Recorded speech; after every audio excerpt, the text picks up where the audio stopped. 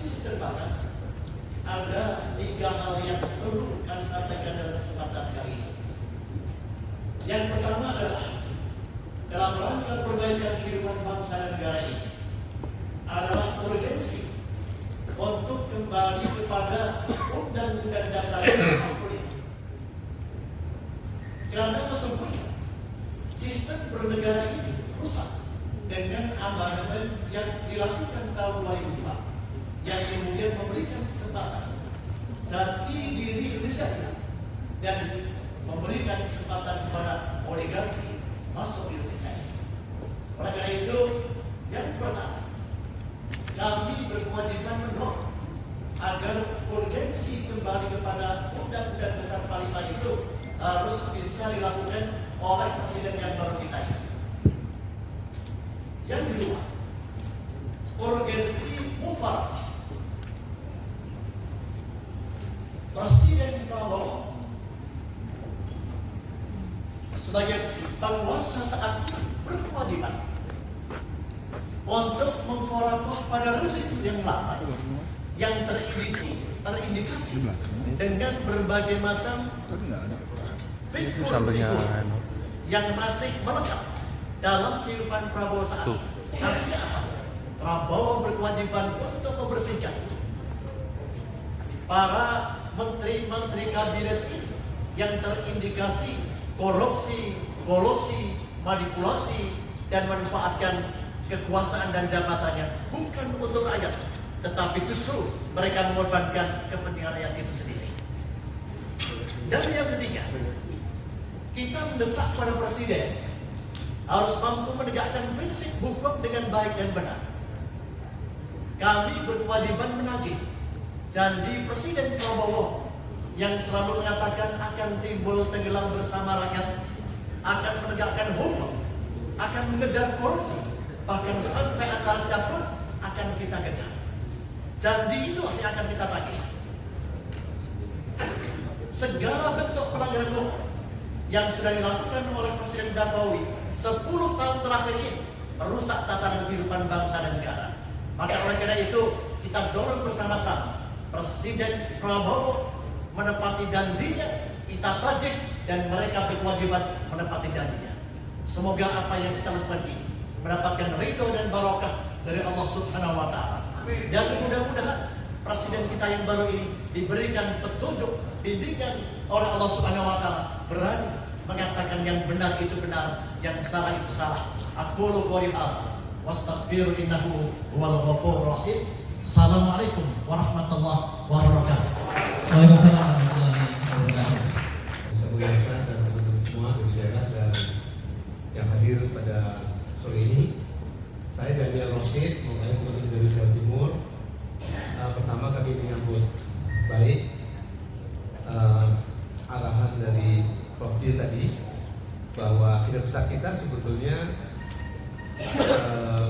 kembali Undang-Undang 45 seperti yang tadi disampaikan di beberapa, termasuk di Suku Faktor tadi. Kami berpandangan bahwa kerusakan yang terjadi selama tidak hanya 10 tahun terakhir sebetulnya, selama 20 tahun terakhir ini setelah Undang-Undang Dasar 45 diganti dengan Dasar 2002, maka proses kehilangan jati diri kita makin terasa, dan kalau mungkin dalam istilah yang pendek, ersatz kapitalisme Pak Harto dibesarkan menjadi full fledged kapitalisme di era Jokowi. Saya melihat sebagai pliket 2000 pliket Undang-Undang 2002 yang sekarang harus kipak-kipak itu oleh Pak Pas, dan kemudian Garuda bisa terbang tinggi selamat dari telanan naga dan diinjak dari gajah menuju negara yang berdatun toyibatun. Saya kira demikian. Terima kasih. Assalamualaikum warahmatullahi wabarakatuh. Waalaikumsalam warahmatullahi wabarakatuh. Kuota 7 menitnya dipakai oleh Pak. Assalamualaikum warahmatullahi wabarakatuh. Waalaikumsalam wabarakatuh. Terima kasih, Moderator. Pertama, sebelum kami menyampaikan beberapa hal, izinkan kami untuk mengenalkan diri. Nama Abdul Badri, sarjana hukum, deklarator dan dan sekaligus presidium kami Provinsi Sumatera Utara. Saya singkat saja, ada beberapa hal. Pertama, saya terima kasih kepada Bapak Jenderal Gatot Nurmantio yang memberitahu acara ini. Tentu kami di daerah provinsi sangat-sangat berterima kasih. Yang perlu kami sampaikan di sini, berhubung dengan salah satu gubernur kami indikasi di Sumatera Utara, yaitu menantu Pak Jokowi, Bobi, ini yang kami indikasikan sangat-sangat sudah terlalu jauh sebenarnya dengan kasus terakhir ini OTT KPK dan juga disebut dengan Blok Medan ini. Harusnya ini cukup Presiden kita memberikan perhatian khusus, dan kami aktivis-aktivis di Sumatera Utara sedang akan bergerak ke depan. Dan ini kami mohon untuk pimpinan kami di Jakarta ini untuk membackup ya. Tim pertama. Yang kedua, kami aktivis-aktivis di Sumatera Utara mendesak untuk segera kita kembali kepada Undang-Undang Dasar 45. Ini pesan kawan-kawan untuk disampaikan. Yang ketiga, ini agak sensitif, bahwa bangsa kita ini dan sangat sudah rusak saat ini adalah oligarki. Ini semua kita tahu, para pejabat-pejabat kita yang bagaimana berkolaborasi dengan oligarki sehingga menyebabkan terlalu jauh sudah rusak negara kita ini, yang korupsi, yang sudah tidak apa namanya, sudah kasat mata sudah mereka lakukan luar biasa. Nah, ini pesan dari kawan-kawan yang perlu kami sampaikan beberapa poin di sini. Dan terima kasih. Assalamualaikum warahmatullahi wabarakatuh. Waalaikumsalam warahmatullahi wabarakatuh. Kalau itu nggak sensitif.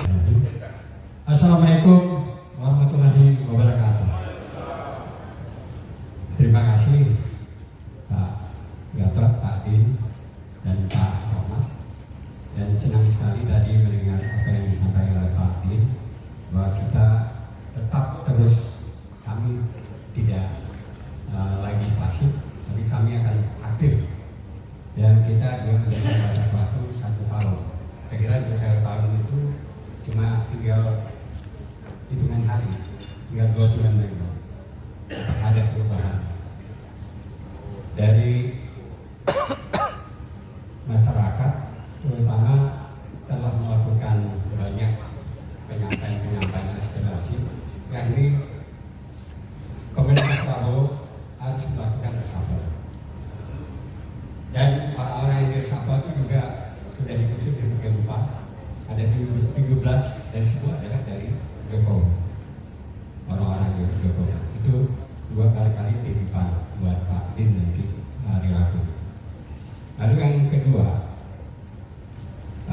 terima kasih juga Pak Gatot dan teman-teman yang lain yang juga sudah menyampaikan pembelaan terhadap teman-teman yang dikriminalisasi. Cuman sayangnya yang disebutkan cuma Abraham Samad. Seakan-akan kalau kami di Jawa Barat menganggap loh, yang tidak boleh dikriminalisasi cuma Abraham Samad, yang 11 lagi boleh gitu. Itu pandangan masyarakat. Jadi saya mengharapkan, karena tokoh-tokoh kami banyak ada di sini, bisa juga diberi potongan-potongan rekaman tadi atau video tadi yang sama, yang sudah sangat viral. Karena apa? Misalnya rekan kita dari Jawa Barat kami, yaitu Riza Fadila, yang begitu maju ke depan untuk masalah kepalsuan biasanya Jokowi dan melalui TPIA. Dan ini sebenarnya tidak bisa dikriminalisasi karena mereka melakukan ajuan itu melalui kepolisian, yakni mengajukan tuntutan kepada Barreskrim untuk diadakan pemeriksaan tindak pidana ataupun penyelidikan kepada Jokowi apa betul, dan lalu mereka dituduh.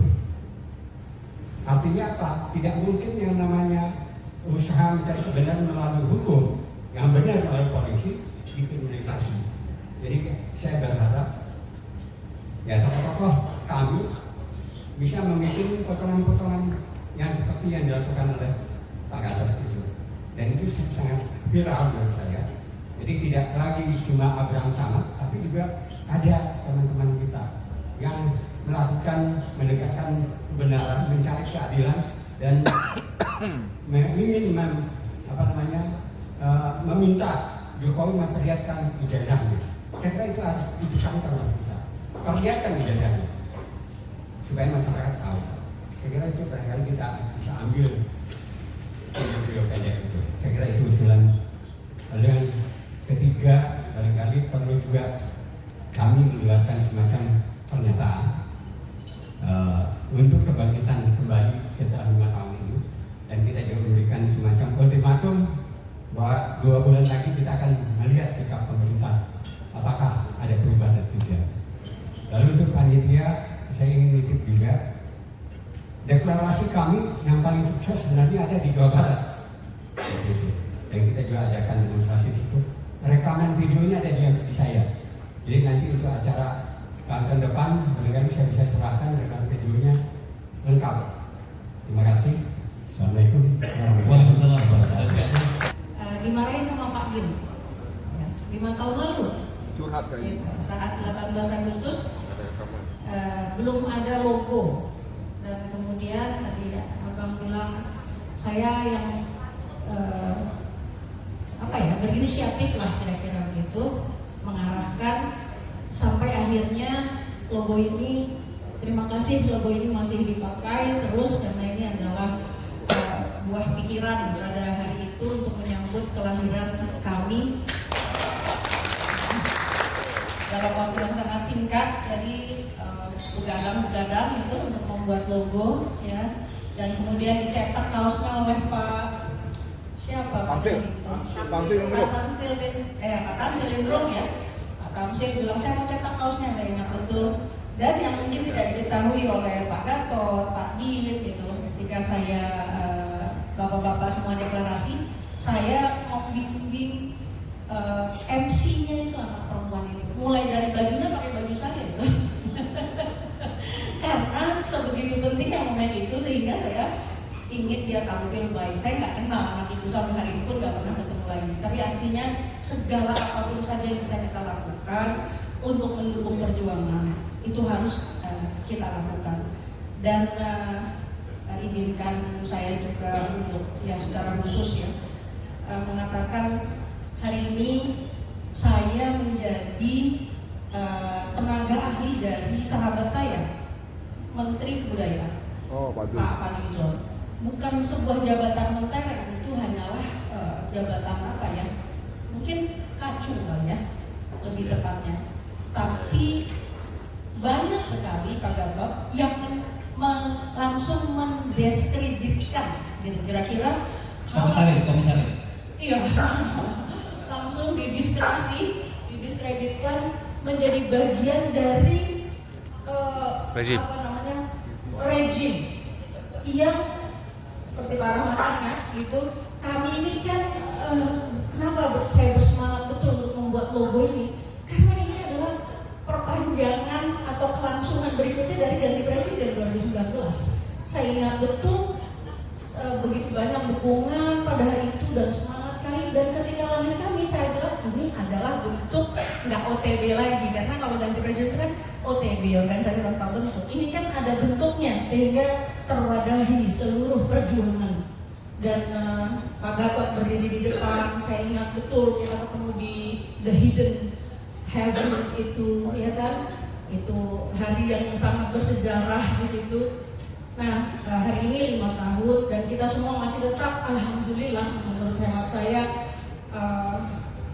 kita masih berada di jalan, tidak ada alasan atau titik untuk berpaling, ya, jalan terus gitu. Nah, sehubungan dengan apa yang saya duduki hari ini, saya terus melihat bahwa memang teman-teman, maafkan saya ya, yang pintar-pintar banget di sini, yang saya nggak sepintar teman-teman semuanya ya, nggak ada jabatan doktor, nggak ada jabatan profesor. Kenapa kami tidak membuat dan merilis, jangan pakai anunya Bang Edi, iya, mediumnya Bang Edi, biar Bang Edi jalan sendiri. Jangan juga pakai medium siapa lagi, Refli Harun. Jadi bolak-balik kami Refli Harun, ke rumahnya Bang Edi. Jangan, hemat saya bikin sendiri, lalu rilis berita-berita yang positif. Kalau memang betul kita masih ingin mendukung, nggak tahu mau dikasih waktu berapa lama lagi gitu. Saya kira pada hari ini memang yang paling kenal dengan Pak Prabowo itu adalah Pak Gatot Nurmantio, paling kenal dia. Karena kalau di bukan darahnya itu sama, itu darahnya, kecintaannya, hanya pada hari ini berbeda tempatnya saja. Tapi kita yakin bahwa Pak Gatot, insya Allah Pak Gatot teruslah berada di sini, dan insya Allah ada waktunya untuk Bapak lebih bisa melebarkan ya, kepedulian kita. Saya ditanya sama anak-anak saya, kenapa mami pergi ke Jogja? Terus saya bilang, di sana ada hati nurani yang hidup. Di mana ada hati nurani yang hidup, di situ kita harus berada. Saya berharap kehadiran saya hanya sedikit menguatkan saja Mas Doni yang pernah diperkarakan sahabat saya, tetangga, Bang Nenggolan, tetangga dekat itu cuma satu langkah rumahnya. Kita rame-rame, ibu-ibu kirim makanan, karena betul-betul hari yang indah ya, Bang ya. Johor.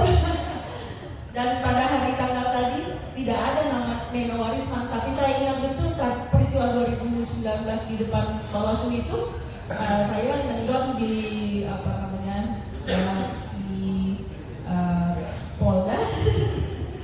Polda ya. Kemudian juga disebut sebagai Bang Johor, waktu itu kita dibilang katanya otak dibalik itu gitu ya. Padahal pada malam hari itu jam 11 sampai pagi hari saya menengok anak-anak semua, anak-anak yang mati pada hari itu, yang terluka. Dan Pak Prabowo juga sama. Pak Prabowo itu pergi ke beberapa tempat, saya pun pergi ke rumah sakit Tarakan, rumah sakit mana. Yang saya sedih Pak Gatot, yang saya sangat sedih, saya ingat betul dan saya akan mengenang ini. Anak-anak yang luka, anak-anak yang mati, dari sendalnya saja saya tahu bahwa mereka anak-anak orang terbunuh. Jadi bagaimana mereka itu sampai berjuang dan kemudian menginginkan perubahan, dan kita masih ada di sini, tapi anak itu sudah sampai, anak-anak itu sudah sampai di surganya Allah. Dan tidak lupa juga pada hari ini, walaupun tidak dalam rangka Gaza dan Palestina, saya tetap juga kita merayakan kemerdekaan ini dengan hati yang luka karena kemerdekaan dari saudara-saudara kita belum terwujud. Jadi Ibu dan Bapak sekalian, sebagai penutup nih, berapa menit itu? Satu menit ya, 1 menit terakhir. Oke, mana tahu ntar malam saya dipanggil Allah kan, jadi ini kenal yang baik ya, saya bacakan. Hari ini perjalanan hidup ini sebentar sekali. Nanti kita ketemunya enak kalau jadi pejuang, mudah-mudahan saya termasuk orang yang dianggap berjuang ya, mudah-mudahan ya. Ini ada puisinya Helvi, Pak Gatot, Pak Din, bagus banget. Saya bacakan sedikit ya. Kepada Indonesia, aku adalah anakmu, berjalan di atas tanah yang basah oleh keringat dan darah. Gunung-gunungmu berdiri seperti prajurit melawan waktu yang terus menusuk. Lautmu membara dengan ombak menghantam angkasa, menantang kapal-kapal asing yang mencuri dari tubuhmu. Indonesia, kau adalah luka, tapi kau menolak tunduk. Aku melihatmu di mata petani, tangan mereka kotor oleh tanah, menggenggam cangkul seperti menggenggam mimpi yang mungkin parah. Di trotoar kota, anak-anakmu memungut serpihan harapan. Di antara abu dan plastik yang terbakar, kau adalah ibu yang memberi makan dari piring kosong dan tetap tersenyum meski perutmu sendiri tidak kenyang. Ya. Jadi demi puisi yang satu bait lagi, Indonesia, aku menyintaimu dengan amarah, kata Helvi. Amarah pada mereka yang mencuri darimu, yang menjual tubuhmu seperti barang murah, yang menyebut rakyat hanya di panggung pidato. Aku bersumpah atas gunung-gunungmu, atas lautmu yang tidak pernah tidur. Aku akan berdiri di sisimu, mencatat namamu dengan darahku sendiri, menyingkap dusta yang mengalir di balik senyum palsu, membongkar topeng para pemangsa. Yang terima kasih. Assalamualaikum. Dan demikian ada yang lebih pergerakan yang lebih cepat dan dapat dirasakan kami sebagai masyarakat Jawa Timur dan khusus Madura. Gerakan yang muncul begitu cepat. Tadi yang awal saya potong. Para guru kami Dipotong nanti. Kalau ini di gerakan ini yang dipotong. mungkin kita tahu semua yang Oh iya, kalau dari Perintah Tinggi PWI-RS ini sangat sekarang pergerakan begitu cepat di Jawa Timur. Kenapa Jawa Timur kita kenal sebagai barometer Indonesia tentunya, dan ulama sangat erat, sangat begitu kental hubungan antara satu dengan yang lain. Namun demikian, begitu sejak akhirnya munculnya gerakan baru PWI-RS ini menjadi tantangan tersendiri. Namun alhamdulillah untuk Madura kita bisa atasi. Sebagaimana seperti yang dibicarakan dengan Bapak Dut, Nyambung aja. Madura ini ibarat wilayah Madura dengan 4 kabupaten ini sudah tertepuk dengan banyak beberapa faktor-faktor, utamanya reklamasi. Mulai dari ujung barat Madura Bakalan sampai ujung timur Madura sebenarnya ini sudah banyak, bahkan hampir di pesisir pantai ini hampir kurang lebih 250 hektar ini sudah terlaksana. Apalagi di wilayah ujung barat Bakalan ini, menurut yang saya dapat bocoran, hampir sudah 70%, kurang lebih 70% sudah ini menjadi kekhawatiran bersama. Oleh karenanya, mudah-mudahan pada program ini bisa dapat oleh untuk warga kami. Terima kasih kesempatannya. Assalamualaikum warahmatullahi wabarakatuh. Waalaikumsalam warahmatullahi wabarakatuh. Langsung di baru datang ya, udah minum kan? Indonesia merdeka, menurut saya sungguh-sungguh Indonesia belum merdeka. Sekarang itu belum merdeka. Yang merdeka hanya Pak Daniel yang kayaknya selamat saja. Tapi tidak konsisten dengan artikelnya. Udah jelas merdeka kok bilang merdeka begini. Kondisi seperti ini tentu korelasi dengan kami, karena Presiden pun sekarang ini belum sumat, belum sadar bahwa Indonesia itu sudah merdeka. Kalau sudah demikian halnya, maka kami nasional jangan ikut sumat. Karena kami nasional sejak pemilu 24 sumat, betul. Apa seperti ini terus? Jadi tidak. Sehingga harapan kami selesai hari ini, semoga ini bukan pertemuan yang terakhir. Kalau kami tidak ditata kembali secara nasional, ini pertemuan terakhir. Khususnya untuk saya. Saya kira kami ke depan harus lebih baik, apalagi di sini Presiden juga sudah datang begitu. Saya kira itu saja, saya tidak banyak kata. Assalamualaikum warahmatullahi wabarakatuh. Sebuah perjalanan bangsa dari muka penjajahan hingga janji kemerdekaan. Kita pernah bersumpah untuk merdeka, dan benar bendera telah lama berkibar. Tapi mari jujur pada cermin sejarah. Apakah kita sungguh merdeka? Atau hanya berganti tuan dan berganti cara? Masih ada sarjana yang mengais hidup di balik jaket ojol dan sapu jalanan. Masih ada desa yang menunggu terang, sementara kota-kota gemerlap berlebihan. Keadilan sosial, sila kelima yang kita janjikan, sering tinggal jadi kalimat indah di buku pelajaran. Benar-benar kita bangga dengan hutang,